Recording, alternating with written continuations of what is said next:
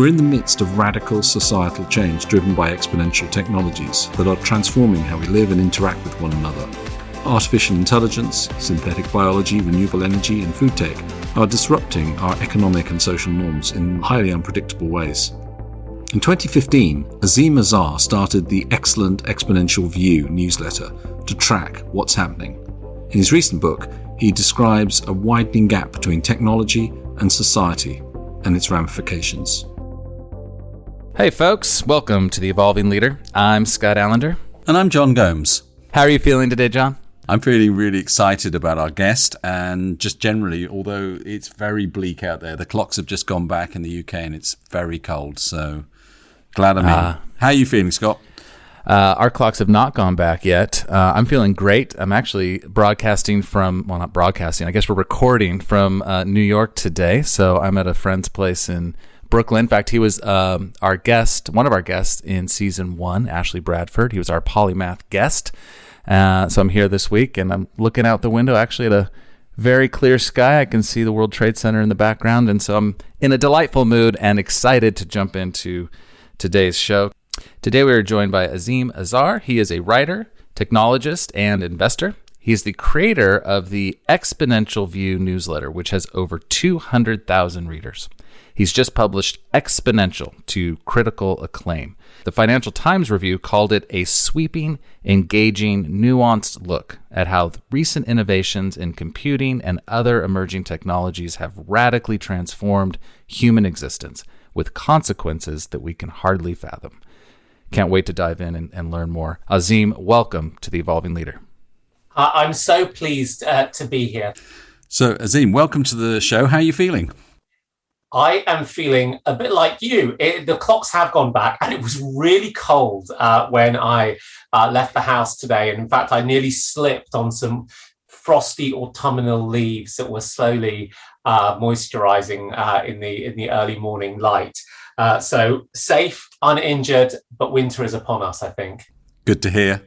So the broad stance of your book, Exponential, which I read this weekend actually, is that technologies like AI, biotech, green energy, and new manufacturing capabilities are and will continue to accelerate change, creating an exponential gap between the impact they have on the world and the scope of our institutions and our policies and perhaps our leaders. So can we start with your journey and how you built this view of the world?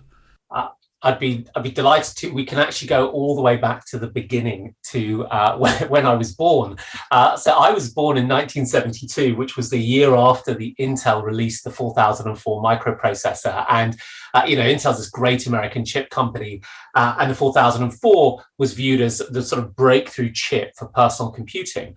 And so through my childhood, personal computing was coming of age. I saw my first personal computer when I was 7, and I had my first computer when I was 9. And so I have lived alongside the clock speed of Moore's law, as every 4 or 5 or 6 years I had badgered my parents to get a new computer. But when I was born, I was actually, my parents were actually working in Zambia, which was at the time a newly independent country, and it was going through a process of economic and political institution building, having broken free of the chains of the British Empire just a few years before that. And so my domestic context, the kind of people we met, the way I remember Zambia, and the way I started to remember it as I would ask my parents stories in my teenage years, was really about the importance of those institutions. And my book, and thank you for reading it, it talks on the one hand about accelerating technologies of the kind that I lived with the ZX81 and the BBC B and my first IBM and then my first Apple computers. And it also talks about institutions, social, political, and economic ones. So in a way, this book reflects my own personal heritage and the things that I like to think about and experienced myself as a child and growing up. And of course, there's more to it than that. But I found it quite interesting that when I started to write the book, I realized, hold on, I'm going back and I'm accessing memories and things that I saw when I was 6 or 7 or 8 years old. So just give us a kind of potted history of what you did and how you've got to this point. Of course, yeah. So people may forget that in the 80s, computing was an absolutely tremendous field. It was, in the words of Steve Jobs, a computer was a bicycle for the mind. And there was just something so freeing about the way what you could do with computers. I mean, technically they were very limited, but you could explore anywhere, and you'd often get software and it would say things like, this software is not copy protected, please make your own backups. I mean, that's an incredible idea to anyone today who tries to access software. So it created this space where you could explore in so many different dimensions. Now, the thing is that I think we'll reflect on this. One of the hosts is in America, one is in the UK. The UK, despite having Alan Turing and a number of early computer companies, I don't think has ever really lent into the power of what this technology would afford and us. And certainly I found that as I was going through school, there wasn't really any sense, even though there were computer science courses available, that students like me who were, quite good at our sciences and quite good at our humanities would do a degree like computer science. You'd go and do one of the classic degrees. And so that's what I ended up doing. I went off and I did a really kind of classic degree. It's a degree called PPE, with politics, philosophy, and economics. And it's really not very quantitative at all for someone like me who loves his maths. And while I was at university, of course, I spent as much time as I possibly could on computers. I did a C++, which is a wonky programming language, a C++ course with a load of physicists. And I built a student newspaper that used desktop publishing. And I fell into the hole that was the internet in about 1991. And that really cemented my absolute belief in the internet as a transformative force in the world. And I'd probably come to that conclusion by about 1993, even though I was a little young snapper of whips. I couldn't articulate myself out of a paper bag. So, but again, that just those twin interests of the business, the social, the economic, and the underlying hum of technology accompanied me in university. They caused all sorts of problems with my studies because I was spending time doing other things, and then incredible problems when I tried to enter the world of work because I was entirely unemployable. Which was really fascinating. Over 50 job rejections, leaving Oxford University with a good degree and a university prize and a bunch of stuff that I had done as an undergrad. And you name an industry, you name a firm, they rejected me in 1994 as I got into the workplace. And I was pretty much offering, with 26 years less experience, what I offer to people today. Should have gone into a think tank. Yeah. And what to get into the workplace in 94 with those skills meant that I was pretty quickly thrust by the company that did finally offer me a couple of days' work to help with an event they were running. I hung around and they quickly veered me towards doing internet-y type things. And this was The Guardian, which is a newspaper in the UK. And I ended up building the first editorial websites and writing a lot about internet companies as a sort of neophyte journalist who didn't know what they were doing. And then I went to The Economist, where I had a similar role, putting out the first websites and reporting on amazing companies that don't exist now, like Netscape and AOL. And again, it was the same sort of dynamic, this interest in the internet, this interest in the rate of innovation that's coming out of Silicon Valley, this sense that we'd be able to do things because of the dramatic improvements in technology. And that, I think, really started to help me understand that this is where I would like to be. And in that time since then, I've really just moved in between very much working in emerging ventures, either founding my own startups or investing in companies, as I did first time round between 1998 and 2000, working in startups. And then occasionally I pop into large organizations where I've generally been very lucky to work closely to the CEO or some other C-suite exec. And by large organizations, things with 10, 20, 30,000 employees. And again, normally in a kind of corporate innovation, corporate venturing role. And in a way, those are often places of respite and rest from when you've been a startup founder and you've been working in what is normally the frenetic pace of the startup world. And so when we scroll forward to 2016, 2015, when I started this newsletter, I've been really privileged to have been at the early point at which the internet was emerging as a commercial entity, and had to sort of work with all the difficulties that we had then. I've been lucky in that I've spent several years at the top of, senior positions in large companies, starting to understand how companies think about innovation and the internal cultural issues.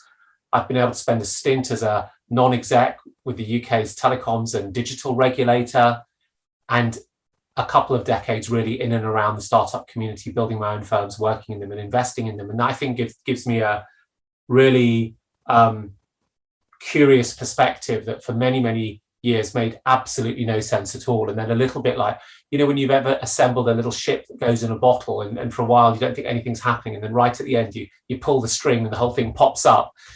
Well, at some point I pulled the string and these things all fell into place. So your newsletter definitely weaves together a picture of social, technological, and political megatrends, and your book, it seems largely to focus on many of these things as well. But what would you say is the central message of the book? And I'm curious, from a leadership perspective, what do you think business leaders could learn from this book? I think that the central message for a business leader is that technology is a innately human activity. It is coincident and commutative with being a human. And that for too long, we have pushed those questions out as if technology appears from nowhere, like a motive force that is unstoppable, a bolt of lightning thrown down by Zeus or Jupiter, and we can't do anything about it.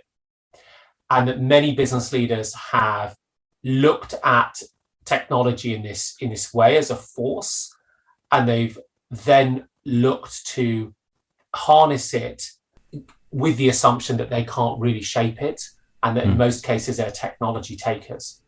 And I think the central message for business leaders would be that we can all be technology makers, and it's important that we do, because technology is an innately human activity, and the practice of technology shifts power, and it shifts power around.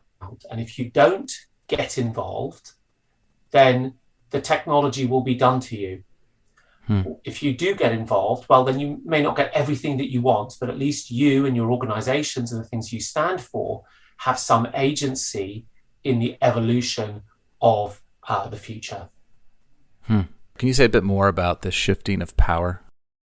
Of course. I mean, technologies inevitably move power around and they have done since forever, really, since we first started to move as hunter-gatherer bands, and we were organized on a basis of a reciprocal economy. You would catch the rabbit, I would bring in the sort of nuts and pulses, and we'd have a meal together. And the moment we started to apply technology to domestication, you could move to a different type of economy that was based on my being stronger than you, and so you having to go out and do all the work and providing it for me. And that is a shift in power. And what we see consistently throughout history is that because technology changes the way that resources get created and allocated, it changes power. If you scroll forward 12,000, 15,000 years to late Victorian England, the industrialization and that early urbanization that took place dramatically improved economic productivity, and British GDP grew very, very quickly. But workers' wages took a pause that's now known as the Engels pause for 50 or 60 years, and they lagged behind because the workers didn't have the power to say, look, we need a fair share of this new productivity, these new spoils. And it's what ended up giving rise to the labour movements and the strength and success of the later labour movements at the end of the 19th century and early 20th century. And so time and time again, we've seen that new technologies shift the locus of power. The people who choose to create them and who have the self-belief that they can create them will almost always build them in some way aligned to their interests and in some way towards their image. At some point, that doesn't matter. When the technologies are small and funky and no one cares, it doesn't really matter. It's a bit like, well, I'm really good at baking sourdough and you're not, and who cares? I got some bragging rights. And that's what a video game like Donkey Kong, which is a 1982 handheld video game, black and white LCD screen, was like. I mean, it didn't really shift power in any meaningful way. But now everything that we live in and around is built upon and mediated by these technologies, and these will become the new systems of power. And while the previous iterations of those, whether it was the car or the telephone or the steam engine, also shifted power, they didn't emerge in our economies and our societies as quickly as these have. Our societies were not as complex, did not have the same expectations around them. And we're living at the back end of decades of being able to adjust to them. But let's just point out, it was pretty uncomfortable to be a late Victorian worker. I mean, Charles Dickens wrote entire books about how horrible that was. And so where we find ourselves now, of course, is that the people involved in technology are not making Tamagotchi that a few thousand kids play with. They're literally building the interfaces that sit between us and everything they want to achieve. They are building the engines of industry that will provide the material and welfare needs of humanity for the next 50, 60, or 100 years. So it's a really tremendous shift of power. And because of the urgency of climate change and because of the speed with which our economies can take these technologies in, that shift will happen quite quickly. So let's think about the CEO whose organization has embraced technology at an IT level. So, they use it really effectively to make the organization more efficient, more effective, and so on. But they haven't grasped the nettle of exponential technologies. They haven't thought about how it can grow and transform and change their organization and gain that power base that you're talking about. Where do you start the conversation with the CEO who's in that situation? It depends how much of a strong stomach they have. I mean, if they've got a really strong stomach, I would ask them how their shareholder return compared to that of the biggest 8 companies in the world. The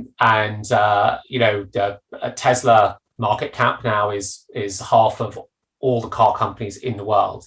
And I remember talking to people 4 or 5 years ago when Tesla's market cap was a tenth or smaller than that, and saying, how big can Tesla get, and is it overvalued now? And uniformly, unless you were a Tesla fanboy, you would argue back then it was overvalued, and you were proven wrong pretty compellingly. I think the thing that CEOs will have to grapple with is that these small changes that we have been making, talking about being platform companies and partnering more, which is a kind of classic exponential age behavior and skill set, has often been done by firms really, really by tinkering on the edges. Or if you look at the way companies started to roll out AI systems, we went through this AI wave that started a decade ago, where they started was on the chatbot. So what they did was they looked at their lowest cost interaction of the business, which is that first query where I'm saying, where do I find the information about mortgages? And that's where they chose to apply AI. In other words, it was what we call a no regrets move. In other words, there was no upside and there was no downside either.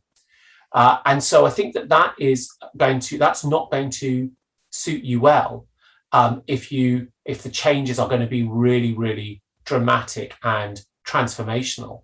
So I think one of the first things one has to do is either be able to have that bold conversation that's quite direct about how well have you really performed, or it's about helping them understand that there is a really fundamental transition going on, and the nature and the purpose of their firm is quite likely going to change over the next 5 to 10 years. And in that change, they're going to have to decide whether to be a taker or a maker, a tenant or a landlord, or take some other role. And it varies so much sector by sector and also company by company, that I think it's quite hard to generalize.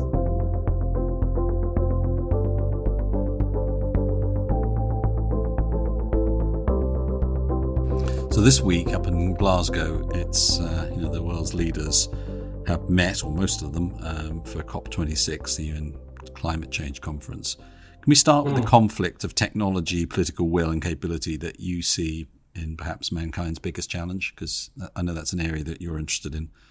Well, we should all be interested in it because we kind of want to live. It was interesting to see the president of the Maldives in his letter about the Indian commitment for a sort of 2070 timeframe, where he actually uses the phrase like, thank you for help ensuring that we have a chance to live, which is pretty powerful. So I think we should all be really interested in it, and there's a lot that we can do.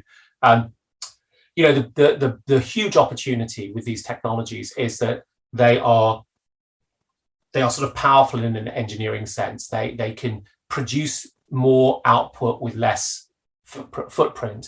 The ability to simulate logistics routes in a silicon chip rather than send out thousands of trucks means that you can optimize delivery routes for sustainability much, much more quickly.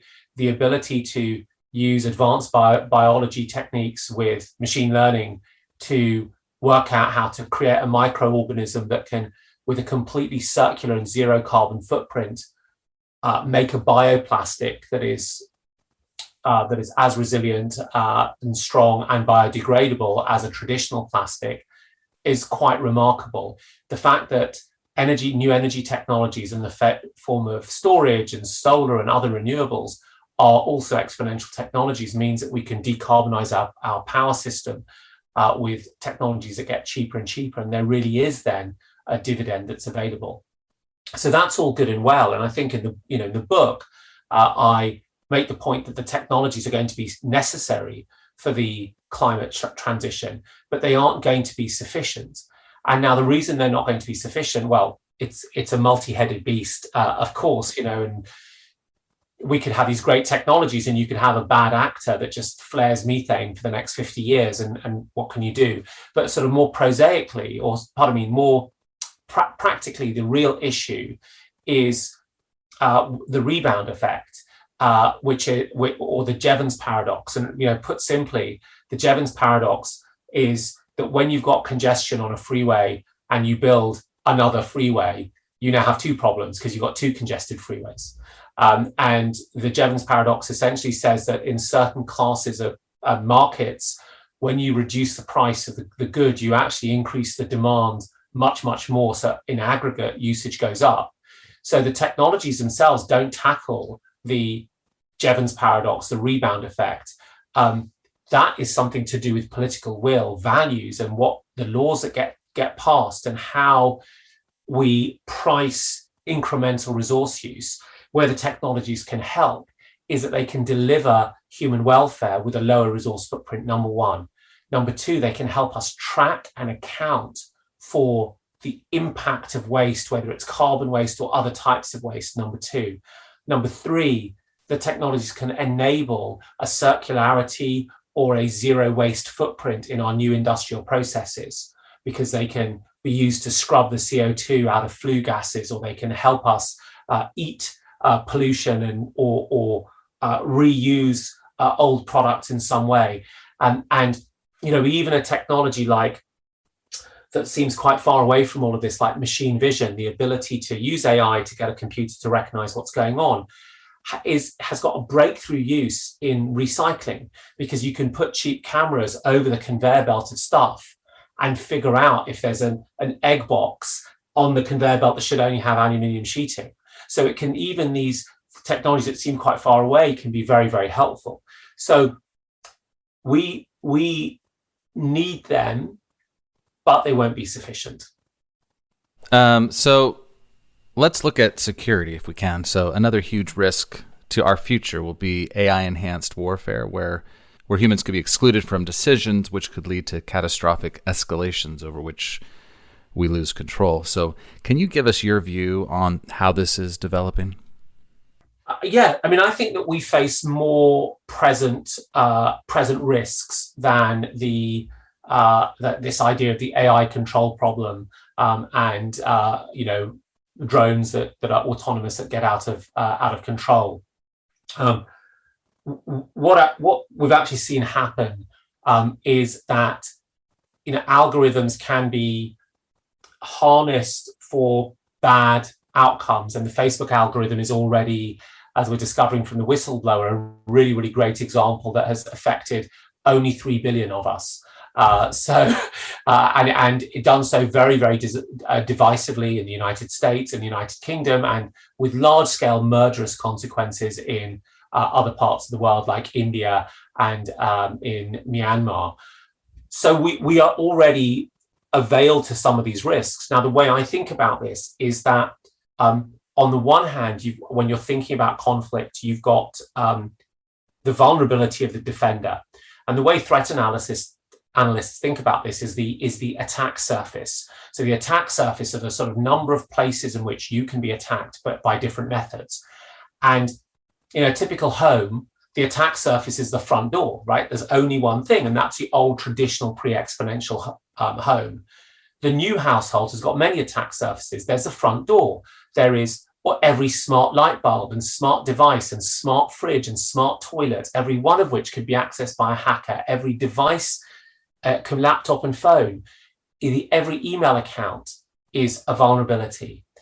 Every human in there who is looking at these algorithmically curated news feeds on Facebook or Insta is also at risk from deliberate disinformation attacks. And we have the evidence proof of all of that. So what happens in the exponential age is that the number of vulnerabilities that we have grows really, really significantly. But then on the other side, you've got to look at what the cost is to attack for a perpetrator. And the cost for a perpetrator may be that it's just the strongest example is mutually assured destruction. It's what kept us safe during the Cold War, right? The cost to the perpetrator was I die, and so does everyone else. But even traditional kinetic war has significant costs to the perpetrator because presidents' daughters and sons are put in the line of fire. Now, what starts to happen in the exponential age is that there's a whole set of very low-cost attacks that you can start to do, from disinformation on social networks through to ransomware, botnet attacks, viruses and worms, all the way up to drone warfare, which can be semi-autonomous or increasingly autonomous. So what that creates is vulnerabilities that magnify by the tens of millions, because every single one of us has now got a border with a hostile perpetrator, and attacks that are more varied and large spectrum of which are much, much cheaper and indeed more deniable than you would traditionally have expected. And so that creates a really, really febrile environment for potential conflagration. And it's unsurprising. It's just unsurprising that we are seeing growth in ransomware and other types of attacks, and of course, disinformation being rife. And the question then is, what are the risks of all of this? And the risks of all of this are that at some point, your adversaries are just taking real advantage of you. I remember talking to the former head of joint forces in the UK. So he's a 4-star general in American parlance. He would have been sort of number 2, roughly speaking. And he said, well, look, the thing about the disinformation is, of course, what you want to do is you want to turn a population against itself. I'm paraphrasing him, by the way. So you'd use disinformation for a good few weeks, and then you might launch cyber attacks to make banks not work very well and electrical systems not work very well, making an untrusting population even more untrusting. And you can do all of that before you have to fire a missile or shoot a bullet or roll a tank across a border. And that is the environment in which we currently operate. And so it is an environment where we can be consistently weakened. And then there's a second risk, which is that it's a little bit like before the Cuban Missile Crisis. The Soviet Union and America didn't have a pattern of communication and escalation around how they would ratchet to sort of the use of nuclear weapons. And the whole thing was done in, what McNamara would later describe about Vietnam as the fog of war. They didn't know what was going to happen, and they were trying to send these weird coded messages through very slow-moving channels back in 1962. And after that, you get this sort of idea of the putative red telephone, and analysts trying to figure out what should escalation mechanisms be and how should those mechanisms work. And of course, we're much better about that within this sort of kinetic warfare. In the exponential age warfare, what we need to do is we need to figure out, a bunch of things. We have to make our populations more resilient. We have to improve operational security in companies and organizations. And we have to have rules and norms about how we escalate our conflict.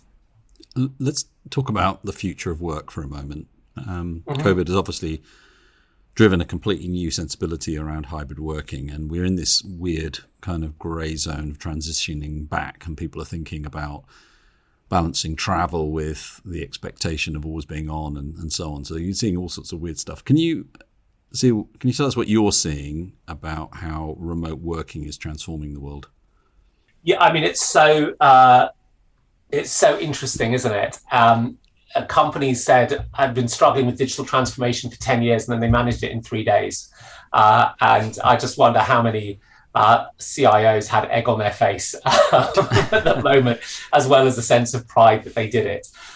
There's a really fascinating data point that I saw on where someone had analyzed the job postings on Hacker News. Now, Hacker News is a discussion forum built around Y Combinator, the world's premier startup program. So these are the most elite jobs in tech. It's a Y Combinator companies before they are famous. And so it's not like getting a job at a sort of, body shop or as a programmer in some big company. And prior to COVID, about 25 to 30% of the job listings allowed for people to work remotely. So this is a group of really elite people who are at the top end of the labor market in terms of their ability to demand things from their employer. And we were at 30%. That number is now running at around 80%. So there has been a really, really dramatic shift for what those types of workers can go off and do. And then what I'm probably seeing is something that's not dissimilar to what you see, which is not quite the 3 days a week in the office, apart from a couple of investment banks. In all the discussions I've had with maybe a couple of dozen companies, I've not found anyone who's got more than an average of about 2 and a bit days in the office, or 2 and a bit days in which you go into the office, and you may not even go for the whole day. So that's quite interesting, and it speaks to what we can't work out at the moment, I think, is where this actually ends up and where the stabilization is, because this isn't the first time that we've had technologies that allow us to move at a distance. The telephone did that, and the automobile or motor car did that as well. And yet what we found was the arrival of the telephone and the automobile actually increased the size of cities. And New York was the first city to exceed 10 million people. It did so in 1936, despite the technologies of distance that had availed themselves over the previous 30 years. I think cities continue to get bigger. And I think when we sit where we sit and we look at what are relatively small cities like New York or Los Angeles or London or Moscow, and we think, oh, well, all of a sudden everyone's moving out to Long Island, or they're all moving out to Brooklyn, or they're going to Cricklewood, or they're going out to Watford. These are all places that people in London will recognize. They forget that the real cities of the world are Lagos and Mexico City and Dar es Salaam and Delhi. They forget that in China you've got 3 megalopolises. I always say that word wrong. 3 megapolises. Anyway, 3 big collections of big cities that are heading towards 100 million people.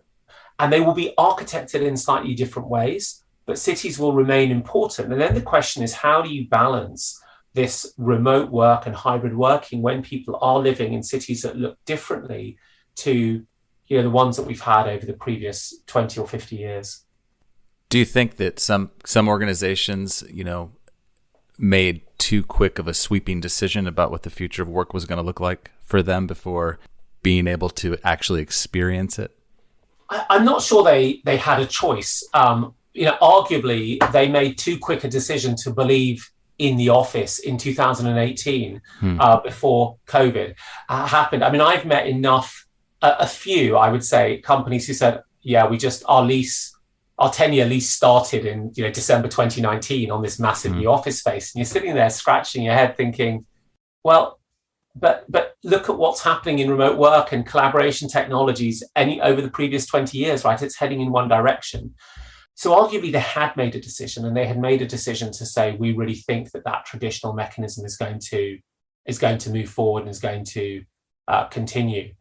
And then I think people were in a really, really tough bind come February 2020 and made very, very rapid decisions quickly. And I was quite impressed with the stories that I heard. I mean, I heard some very, very good, positive stories about people making sure juniors had the equipment that they needed and checking in on them, because those are often the people who don't have the study and the spare room and so on, and trying to construct rota that would allow them to come into an office 3 days a week, where there might have been a partner who would be in this kind of skeleton workforce to train them and coach them.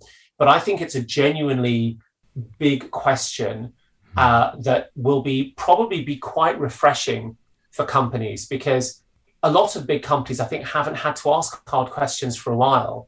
And this question about how do we make hybrid work when our workforce may be really distributed is not one that can be solved by pulling in a management consultancy and kind of putting it on a simple 2x2 right at the top. It actually ends up being solved by people throughout the organization who are closer to the front line, who know that it's really difficult for Bob on those days because he's got his dog and his dog walker isn't available, and Steve looks after his mum on a Wednesday, and Lucy's kids have only got half days on a Thursday and a Friday. And that kind of intimate knowledge about the human dimension of people's lives is not something that is captured easily, and perhaps shouldn't be, by something systematic, right? Like your payroll or HR system. Maybe it's something that team leaders need to be trusted with. And I think that's probably quite refreshing. I love that.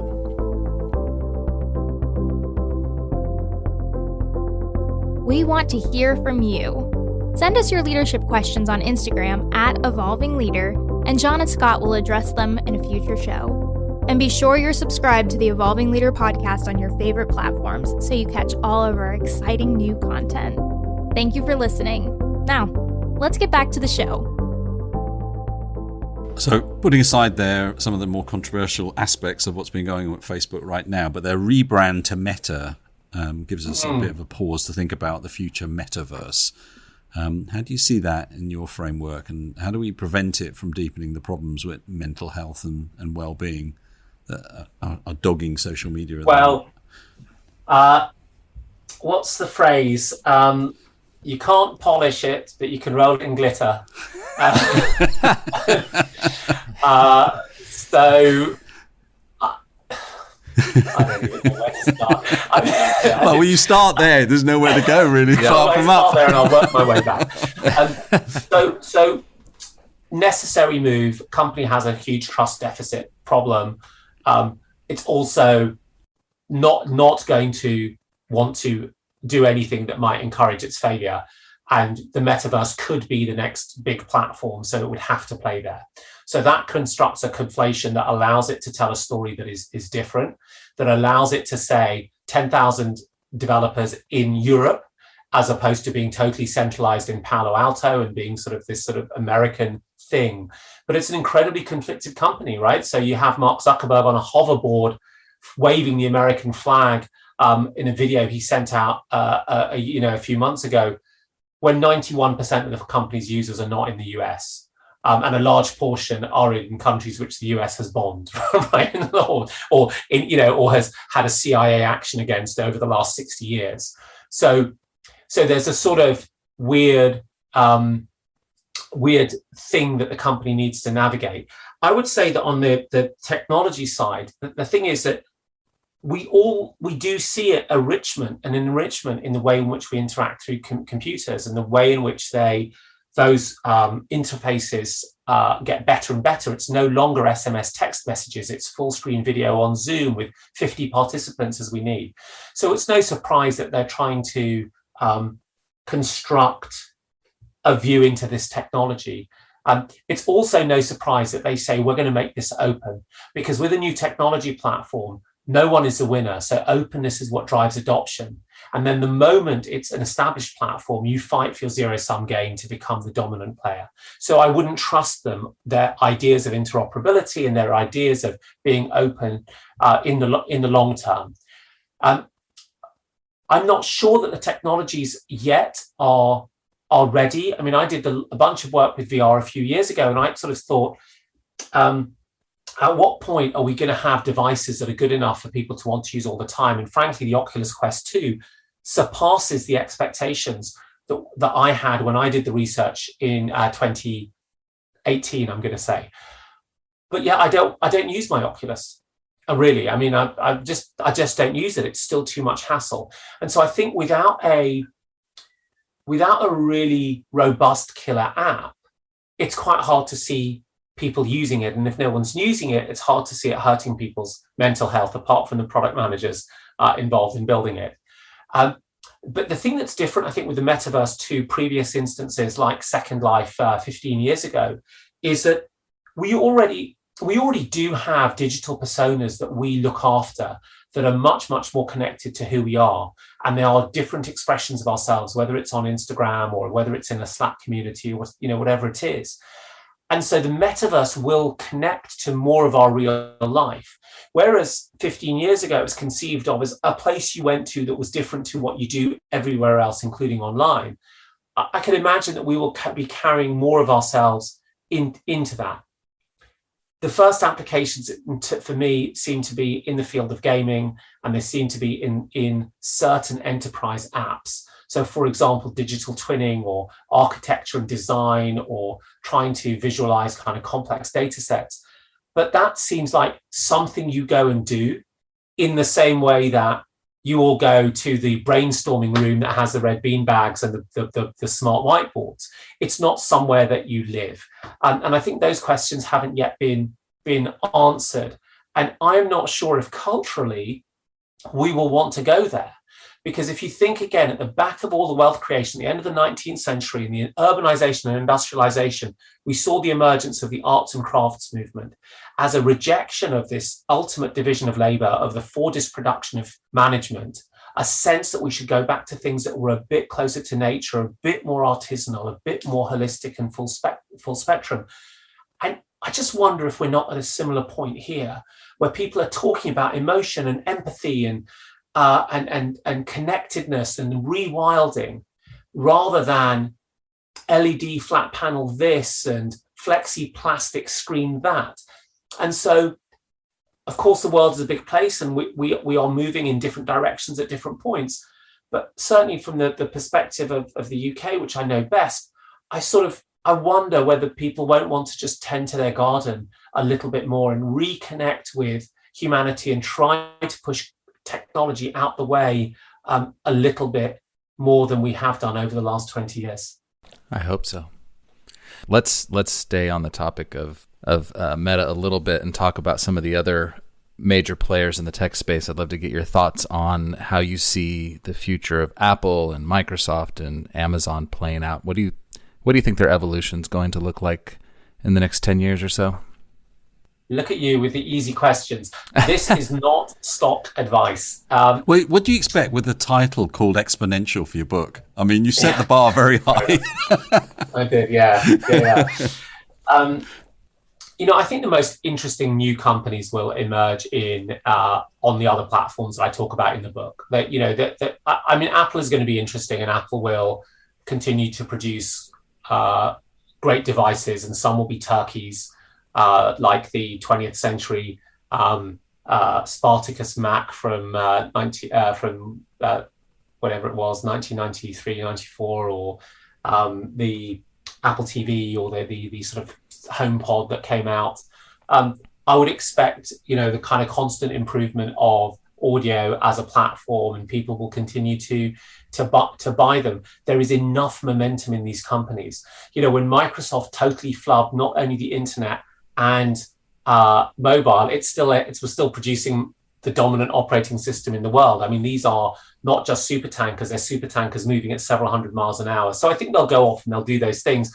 You look at Amazon, it's the third biggest logistics company in the US now, the biggest cloud provider, and the biggest bookstore, and I think they'll continue to do that, but they will find themselves under more regulatory scrutiny than Apple. But the mentality of getting into every part of the home for the reasons that these companies care about. In the case of Facebook, it's advertising through the network. In the case of Amazon, it's getting you to go back and pay for something on the store. In the case of Apple, at least there's a little bit more human centricity about what they do. But I think we'll come back in 10 years' time, and we've had our first $1 trillion climate-oriented, whatever a $1 trillion unicorn is, a trunicorn, which is Tesla. I would have thought that in a decade's time, the really exciting companies will be at these intersections of the other exponential technologies that I touch on. So think the new biology, in energy. I'm sure we will see companies that are building grid-scale virtual power plants by harnessing spare storage capacity in our electric vehicles that will look really, really exciting, that have a collective public benefits angle to them.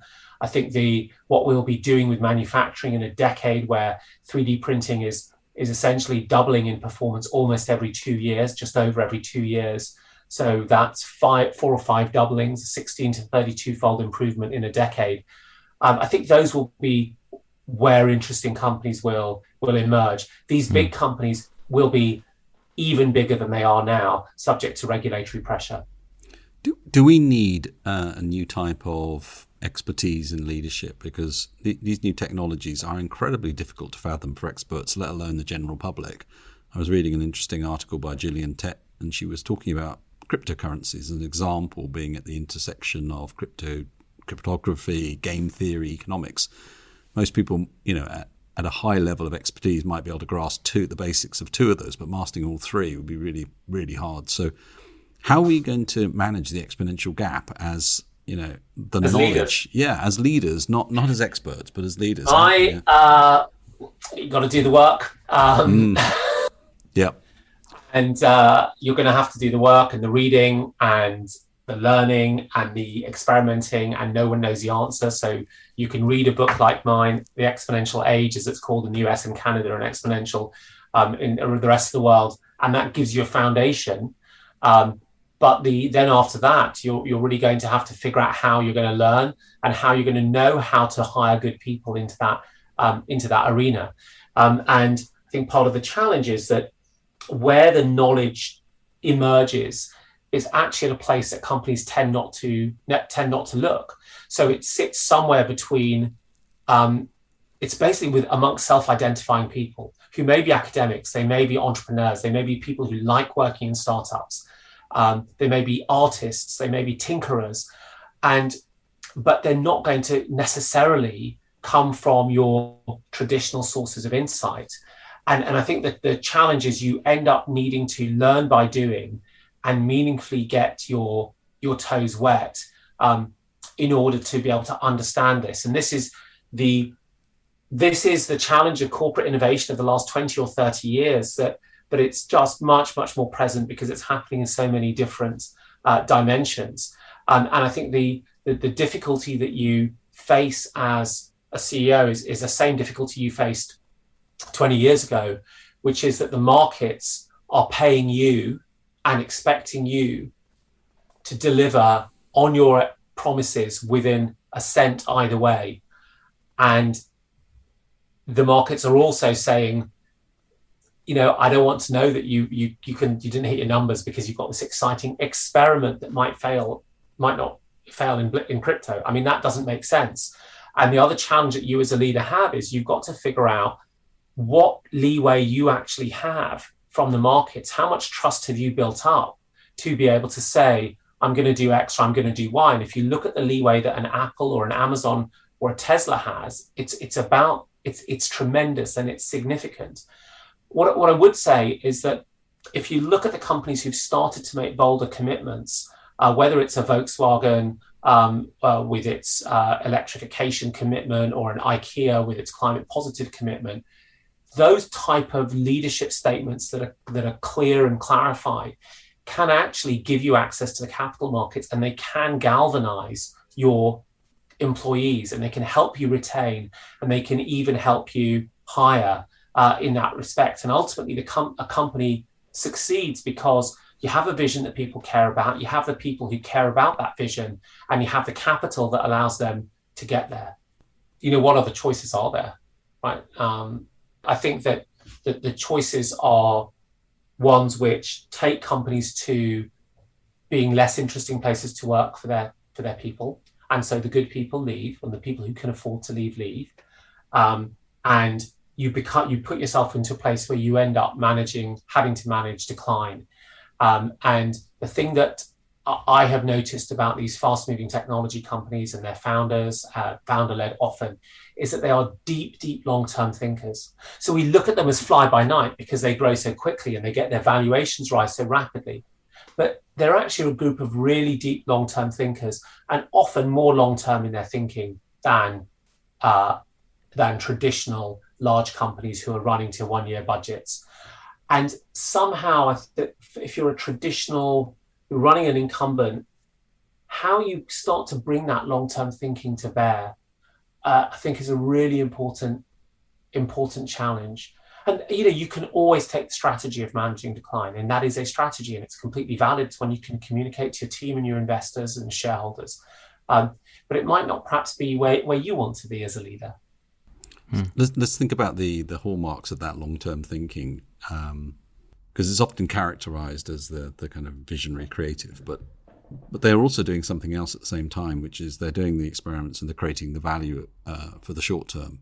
They're doing both. So how do they do that, do you think?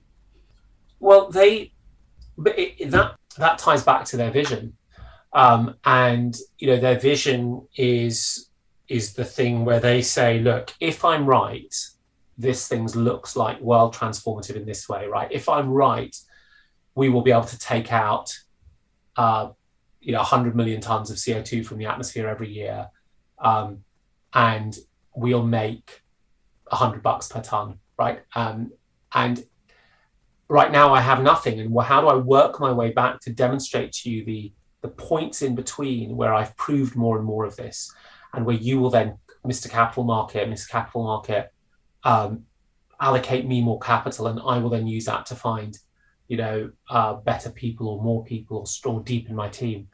So you start with a sense of your vision and your ability to fit that market. And I think a lot of companies, what's the PVV, right? Purpose, vision, value exercises that companies that have neither purpose nor vision nor values go through all the time. Many traditional companies don't have a vision. They have a vision statement and they have value statements, but they just don't have that vision. And they spent time with mission-oriented founders. They would see what it is to talk to someone who says, well, I've just committed to take 1 billion tons of carbon dioxide out of the atmosphere, and that's what I want to do over the next 15 years, and here's how I think I can do it. And I think re-engaging people around that vision becomes really critical.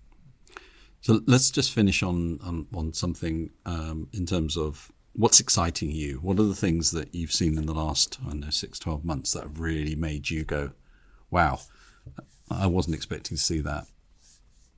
Well, I look at so much that my expectation to surprise me is quite it's quite a hard, tough ask right now. I would say that I was a couple of things that I was quite surprised with. I was quite surprised with how quickly carbon neutral electric autonomous short haul air taxis sprung up, and how there turned out to be a real market for them that that isn't just about super high end. I call a lot of things wrong, and that was one which I had thought about 5 years ago, and I thought, and I'm surprised. And then I start to understand the role that could play. I think the other thing that surprised me a little bit was the meaningful progress that seems to be made in two particularly difficult areas that are going to be important. One is quantum computing, and the other is fusion, nuclear fusion. Just to step on the latter, different teams now, several different teams with different approaches, all think they have a path over the next 10 to 15 years for getting to net energy gain in nuclear fusion, which means we get out more than we put in, which is really, really remarkable. And they're also able to access the capital and the talent that will allow them to grow. So that I think, if you had asked me that 3 years ago, I'm not sure I would have put fusion up there, because I thought it was further away than that, and it still may yet take some time. But certainly there seems to be the sort of coming together of teams capable of tackling the problem. Azeem, this has been fascinating, and I really encourage our listeners to sign up to your newsletter, The Exponential View, which is fascinating. It's always different and challenging and exciting, and also to get your book as well, which it was a really enjoyable weekend. Oh, I'm really pleased to hear that. Thank you so much.